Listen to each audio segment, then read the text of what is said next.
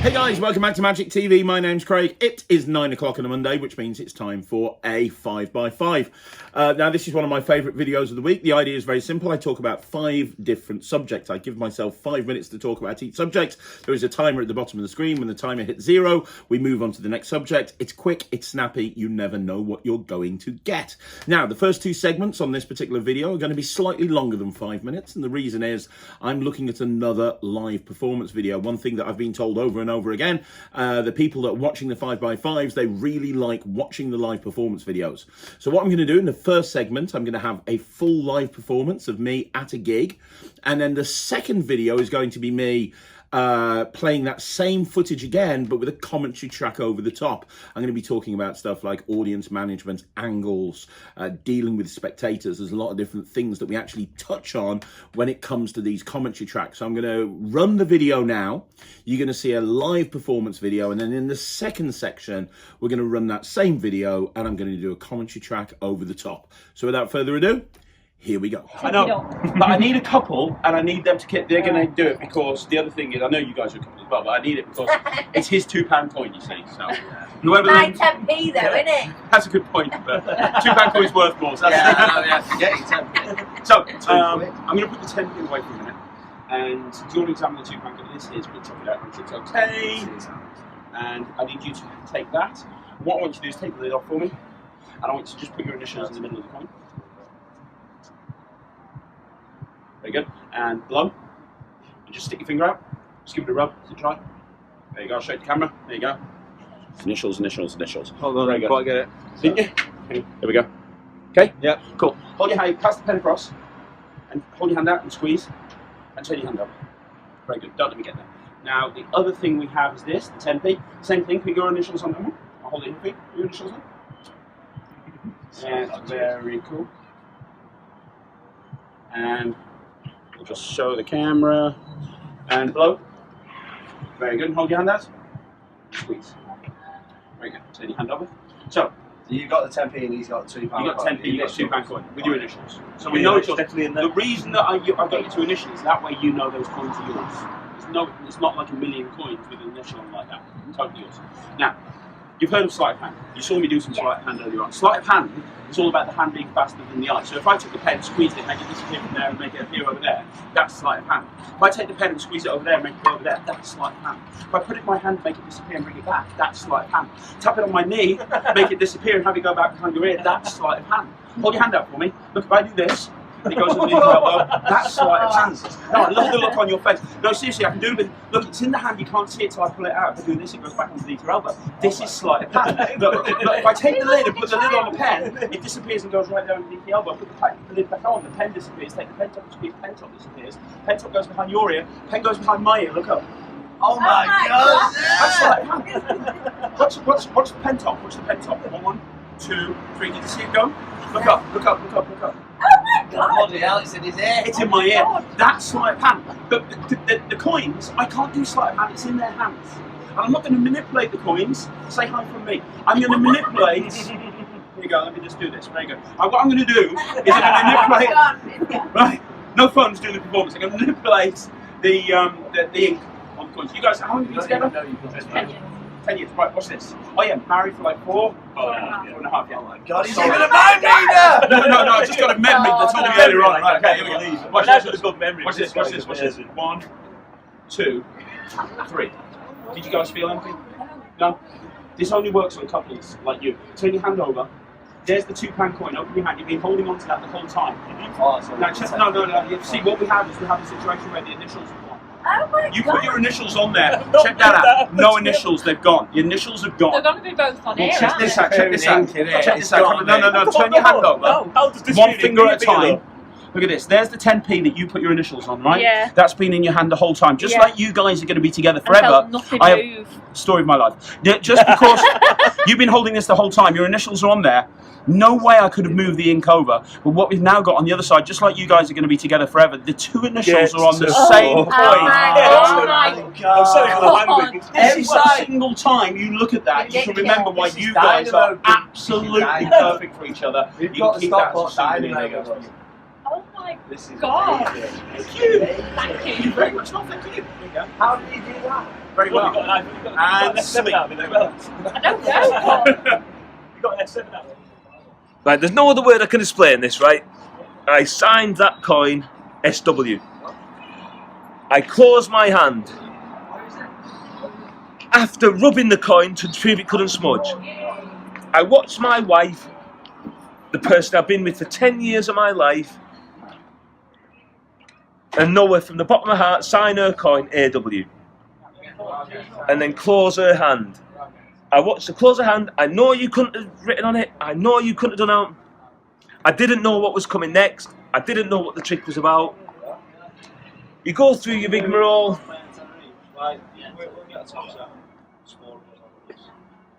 I open my hand. There's nothing on the coin, which wasn't what I was expecting. That was just like, ah, right. How the hell did that move away? You know what I mean? It's just real. And then my wife opens her hand, and my signature is on the opposite side of the 10-pence piece that her signature's still on. After I watched her close the hand, and nothing could be written on it. I was stood next to her. I was watching it. I know it's a trick. I know it's a... whatever that trick is, I'm sorry for the language, but amazing. Ball selector. Right, let's have a look at this. So this is a performance of Murray Mint by Michael Murray, which is a fantastic trick. I'm not going to get into method here, but it's a bit like Anniversary Waltz with coins, and I highly recommend that everybody buy it immediately. Now, I want you to see at the very, very beginning, there's a lot of procedure, so I'm trying to get through this as quickly as possible. You did notice that I had another couple there that were wanting to get involved, so I dealt with that in a very, very jokey way. Now, what I want you to see is the beginning of this routine. There's a lot of stuff that needs to be done, and it's not really that entertaining, so I'm trying to fly through this as quickly as possible, while still making it completely clear to absolutely everybody what's going on, because this trick lives and dies by the fact that he's convinced that he's got a £2 with his initials on, and the other person is convinced that they've got a 10p with their initials on. So I'm setting that up right now, and notice that when I did the switch at the very beginning, if you know Michael Murray, when I did the switch at the very beginning, I was getting him to hold on to other things as well, and there was absolutely no focus on the switch at all. And it's really important that when you've got stuff like that going on, you direct attention away from that moment. So now we're in a situation where they're holding on to the coins. Now, what I like to do with Murray Mint is I like to have some time this direction. I don't want to put it in their hands and immediately do the magical moment. And that's why I do this. This whole presentation of going beyond sleight of hand works really well for this routine, and it's a presentation I like to use. Now, the pen manipulation I'm doing here, I actually published on my DVD Chop. And the thing that we can actually learn from this is, notice how I'm turning to the left and to the right. And I'm trying, for two reasons. One, I'm covering the bad angle, because obviously with pen manipulation there is a bad angle. But two, and more importantly, I want to get those guys involved behind me as well. So I don't want to just focus on the one couple and ignore the other couple. I'm trying to get them involved at the same time. And plus, I want to turn around and keep an eye on them to make sure they're not opening their hands prematurely. Not that they will, because I'm focusing all the tension here. So this is a routine where there's a lot of misdirection. And if you watch the routine back a couple of times, you'll see that I'm kind of 2 or 3 steps ahead of the audience the whole time. Now, what that eye candy has done is it's done a few things. First of all, if I'm doing mix and mingle and I haven't got much time to perform, I've shown them like 20 pieces of magic there. So they've seen a lot of magic already, but now I can have a clearly defining end. Because the problem with pen manipulation, there is no end. It's like the pen disappears, it comes back, and that's it, end of trick. But now we can use that as a prelude to this routine. And it's important that when you've got something as strong as Murray Mint, you build up the impossibility. And if you haven't actually gone straight into the routine, like I don't here, it's important that you reaffirm where everything is and what everything is meant to happen. Now notice I'm building this up. Rather than getting them both to open their hands at the same time, I get him to open up his hand, and I have that first moment of magic, where the coin, the signature's gone off the coin. And at this point, the audience probably know what's going on. Up until that point, they think the coins are going to change places. But then at this point, they know what's going on. So I get to open her hand, and notice I do it one finger at a time. There's a couple of reasons for that. The first reason is it really builds up the drama, but the second reason is if she opens up her hand quickly, I don't want the coin to flip over in her hand and prematurely show his initials. That wouldn't be anywhere near as good. So notice I do one finger at a time. They open up their hand. I focus the attention on that coin, and notice that I kind of bring it full circle at the very end, and I say, hey, you can keep that as a souvenir. You guys are going to be together forever. And you can see the reactions. People are just absolutely baffled. So what can we learn from this? We can learn a few different things. The first thing that we can learn is the importance of audience management and making sure that you know where everybody is so you can cover the angles the whole time. Also, the other important thing that's really important for you to know is it's okay to not use the same handling that's in the instructions. So Murray Mint doesn't talk about using that pen manipulation, but that for me suits my character and my act better, which is why I've included it. So that's something else that you need to bear in mind as well. Don't just do it as the script says, but don't be afraid to deviate from the printed instructions. Okay, guys, so I want to do a review of an older item now. Now, this is something I like doing on Magic TV. I like bringing people's attention to older tricks. Now, this particular trick is called the locked deck. It's been produced by various different companies over the years. It is genuinely as old as the hills, but it's one of these tricks that is just super commercial. You can have it in your pocket. It's completely self-contained. It's examinable. It's an instant reset. You can do it again and again and again. And it's an absolute killer trick. And sometimes in our race to find the newest, latest and greatest trick, we forget about some of the older routines that are absolutely fantastic. So I want to bring this to your attention if you haven't seen it. I've got Jack behind the camera. You're going to help me. Is that all right, Jack? Yep. And can you see that I've got a deck of cards with a padlock on it? Yep. This is a brand new... This is a brand new creation of mine. I've invented it. It's patent pending. It's called a locked deck. And the reason I have it is because it prevents sleight of hand. Because I'll be honest with you, Jack, I'm sick to death of people saying that I use sleight of hand when I perform my magic, because that's absolutely not the case. And to prove it to you, we're going to use this locked deck, because having a padlock will mean that there's absolutely no way I can use sleight of hand. Now, you see that there is a hole at the bottom of the deck. Yep. That hole is for this padlock. And you can see that all the cards are there, and you can see that they're all different. Is that fair, Jack? That's fair. And if you were in front of the camera, I'd let you to shuffle the cards, but obviously you're not in front of the camera, so you're just going to have to trust me for now. And what we'll do is I'm going to take the padlock and lock the deck shut. So we're going to take the padlock and lock the deck shut there. And I'll take the key out. So now there's absolutely no way I can manipulate these cards. I can't steal a card out or do anything, because every single card is locked together. Does that make sense? Yeah. So you're going to pick a card. Obviously, I can't spread the cards out, but I can riffle my finger down the deck like this. So I will do that. I'll riffle my finger, and you just say stop. Stop. There? Yep. Can you see that card there, Jack? Yep. Can you see it? Yep.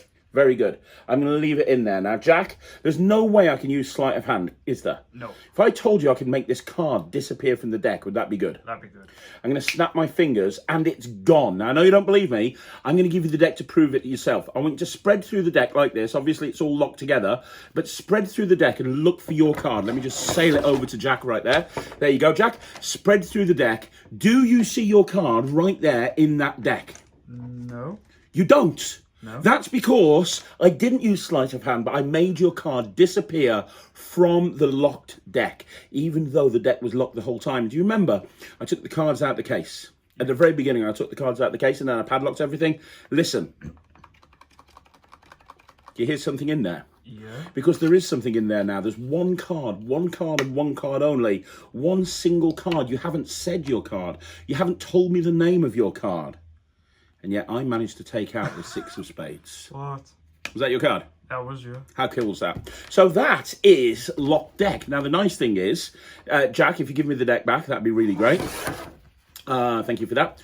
So from a reset point of view, it's super commercial. You just take the padlock off. and you reset. Basically, that's what it is. You just put these cards back in here. You're now reset, ready to go again. There's lots of different ways of doing this particular deck. I like doing the card to box presentation. That kind of fits with me. And I'll tell you how I actually do it a lot of the time. I'll do a card in the box routine. If you've ever seen my Parlour DVD, that's what I do. I do the card in the box off Parlour. And then what I'll do is I'll actually go through and I'll say, no, here's the thing. Obviously, people think that when I got the card under the box or inside the box, I use sleight of hand, and that's absolutely not the case. And I'll prove it to you. I've got this new invention, and that's my hook line to bring this out. So you don't need a table. There's no table required. It's very easy to do. It's completely self-working. Now, one point to bear in mind is if you do it as is, it's going to be the same card every single time. However, in between tables, once you understand how this deck works, you can, within literally 5 seconds, change it so it's a different card at every single table. So that's something that's worth considering.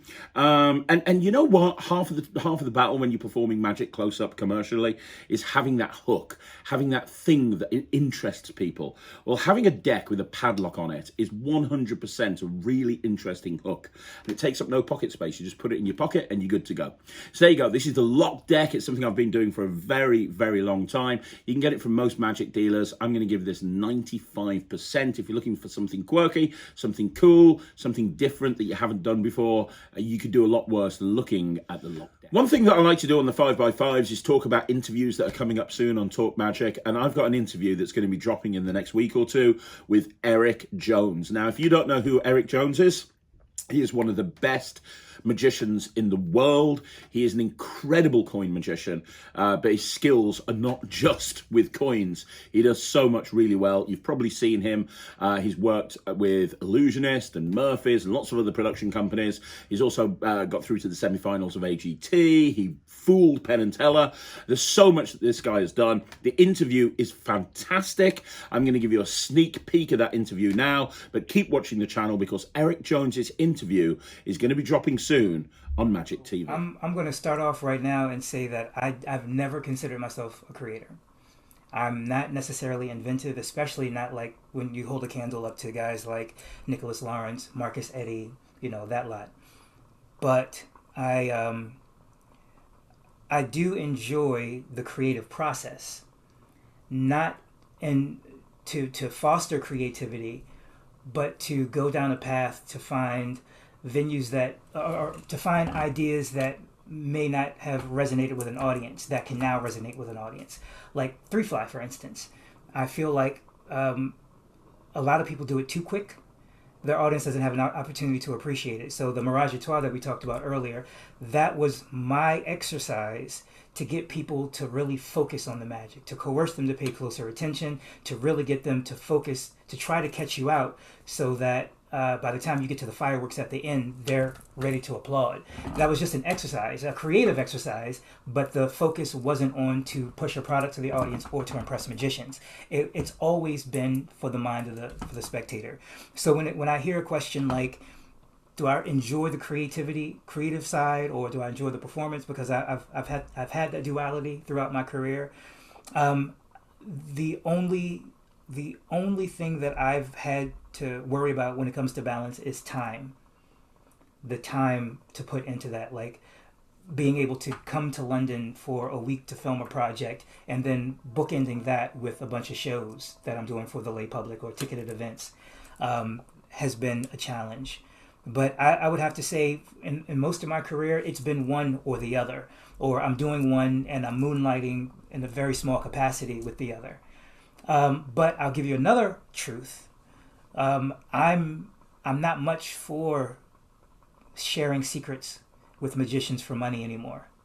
Okay. I'm not a big fan of it. I had a conversation with my buddy Derek Delgadio a few years ago about it, and I was looking at him like, what? Why wouldn't you release that? Why wouldn't you put these thoughts out for the world to enjoy and consume? And he was like, because I created them so that I could use them in my show. I don't need everyone else doing my magic. That's why I'm here. And he says, and it stood out for me. He said he just is not a fan of giving magic to the world for money or sharing secrets for money. And I'm like, at the moment, I didn't understand it because, 85% of my income at that point was from selling magic tricks. And I said to myself a couple of years ago, wow, I get it now. Because what happened to me is I walked into a restaurant and was hanging out with a bunch of friends, and the waitress asked me to do a trick. And a guy who I was performing for said, I've seen that before. And I'm like, no, you haven't. I've never been here before. And he says, no, the magician who works here, he does that. And he was doing one of my tricks. And I couldn't do anything about it because I sold it to him, you know. But it's one of those things where, you know, kind of is what it is. Mm. That could have been that. Yeah, I can imagine that was very tough. But yeah, man. So are we going to be seeing less from you as a producer of magic? Mm-hmm. Okay. There will be small things where I will be participating in projects. There's one more project that I plan on putting out this year, which is this really cool Ace assembly that I created for the virtual setting that also looks really good in real life, IRL. But aside from those two projects, I've got no intentions of putting anything else that I've created out until, you know, the beard is completely gray and I'm ready to put that one book out that pretty much catalogs everything. Mm-hmm. So, because I know that books are going to outlive any visual medium. 5 years from now, I don't know if we're even going to do downloads anymore. I don't know what the next thing is. It's probably just going to be a microchip, you know, from one head to the next. Yeah. But books are here to stay. They're never going anywhere unless people are reading them, but the information is there, and that's the best way to keep secrets anyway. So I'll probably do one big compendium of all my magic before I go. Okay, guys, so another thing that I want to do on this week's 5x5 is spotlight a particular routine from a particular DVD that came out many, many years ago. And it's a killer routine. It's a killer DVD. And how this came about is recently I put a shorts up. I put a shorts up. We put them up every 2 o'clock. Every day, and I put up this trick with a Chap Stick, and everybody was leaving the comments going, oh, I really love that idea, that's a really cool idea, what an impromptu nice idea. And I think it's another example of a trick that's so old it's new. It's actually off Mark Jessett's Miracles While You Wait DVD set, which I believe you can get from Penguin Magic. I think they've got the rights to it or something. Now, Mark Jessett, I've talked about him on the channel before. He did the number 2 pencil, he did Jiggernaut, Card in Balloon. I'm a big fan of Mark Jessett. And this is one of my favourite routines of his, because you literally just need a regular deck of cards and you need a chapstick in your pocket. You prepare it. Once it's prepared, you never have to prepare it again, and it's good to go. So this is going to be like a review of this particular trick off that particular project. I want to perform it for you in case you didn't see the shorts. Let me perform it for you. This is from a regular deck of cards in use, so you'd be using a kind of a shuffled deck at this point, which is one of the things that's so nice about it. Now, I've got Jack behind the camera, and you're going to help me. If you were here, Jack, you could shuffle the cards. You're not here, so we'll do it this way. Jack, I'm going to cut packets of cards onto the table. As I do, anytime you want to, just say stop. Stop. Do you want one more cut, or do you want to stop right there? I'll stop there. So can you look at that card for me there, Jack? Yep. You got it? Cool. Now at this point, actually, you know what? I'm gonna leave it there. Can you see the card there, Jack? Is that still the same card? Yeah, good. Card. Wonderful stuff. Brilliant. Now I want to watch, because I'm going to try and make this card disappear. This card here that you picked, I'm going to try and make it disappear. Now, most magicians, what they will do is they will use a magic wand. Now, I do not have a magic wand, but don't worry, I have this. I have my chapstick. It's kind of similar. It's got white ends. It's kind of black there. So it's kind of like a modern day magic wand. And we're going to use this as a magic wand. We're going to try and make your card disappear. So here's the card, right, Jack? Yep. Watch. I'm just going to pop it here and rub it. When I do, what happens is if I just tap like that, the card completely disappears. Check that out. One card and one card only gone from underneath my hand, and that's your card. Was that pretty good? That was really good. Yeah. Now I'm going to bring it back. Look, there's nothing in the hand. I'm going to bring it back. Look, all I have to do is tap with the magic wand or the magic chapstick, and the card... Sorry, all I have to do is tap with the... Sorry, all I have to do is tap, like... You know what? Sometimes magic happens a little bit too well, because what's happened here is if we open up the chapstick, you can see you don't see much chap in there. That's not going to help your lips. But if I just do this, you can see that there's now a card right there inside the chapstick. This is ridiculous. Let me ask you a question. What was the name of your card? Ace of Spades. It was the Ace of Spades. And if I just unfold this, you can see there it is, the Ace of Spades. So there you go. That's it. Now, it's an immediate reset because all I have to do is just roll this back up again, pop it in there, and I'm reset, ready to go again. Now, some people are going to be watching this and they're going to be thinking, well, that's all well and good, but, you know, what happens if I'm in a restaurant and I'm doing the same different tables? I don't want the same card every time. You can just have a whole bunch of rolled up cards in your pocket and you can change them out. If you have a Quran 101 deck, or sort of a Quran forcing deck, you can actually have 4 chapsticks set up with 4 different force reveals, and you can do a Quran style routine. And if you know chronology, you can actually use this for chronology. So you can put a chapstick down on the table and you can do the chronology routine with the book. And then when they tell you the card, you're either in a situation where you use this one or you can switch for another chapstick. I'll let you work it out yourself. There's a lot you can actually do with this. It's really super. And I love that moment where when you unravel it. So it's on Miracles While You Wait, which is, as I say, it's a DVD. I think it was originally bought out by Magic Smith, but I'm pretty sure Penguin Magic have it now. And it's by Mark Jessett. There's some great routines on there. The card in balloon is well worth looking at. The number 2 pencil I think he put on there as well. There's some really good stuff on there, but it's well worth watching. It's old, but all the routines are super killers. So you can get it. I'd highly recommend it. It's like 99%. There's a very good chance if you see me out and about, I will have a chapstick on me so I can do this routine anytime, anywhere. Highly recommended. Go buy it. So that's another 5x5 in the bag, guys. Thank you very much for watching. I hope you enjoyed it. Do me a favor. If you want to see more videos like this, like the video, leave a comment down below. Subscribe to the channel if you haven't already done so. If you want to find out more about the net tricks, go to www.magictv.org and you can register your interest on there. And also let me know what you want to see as content on the future 5x5s. A lot of people really like it when I do the live videos. So let me know what you want to see. Other than that, I'll see you again tomorrow. There's 3 videos going up tomorrow. One at 2 o'clock, it's a shorts, a Magic Live at 6 o'clock, and at 9 o'clock, we've got to talk magic. So I'll see you again then. Thanks very much for watching. My name's Craig from Magic TV.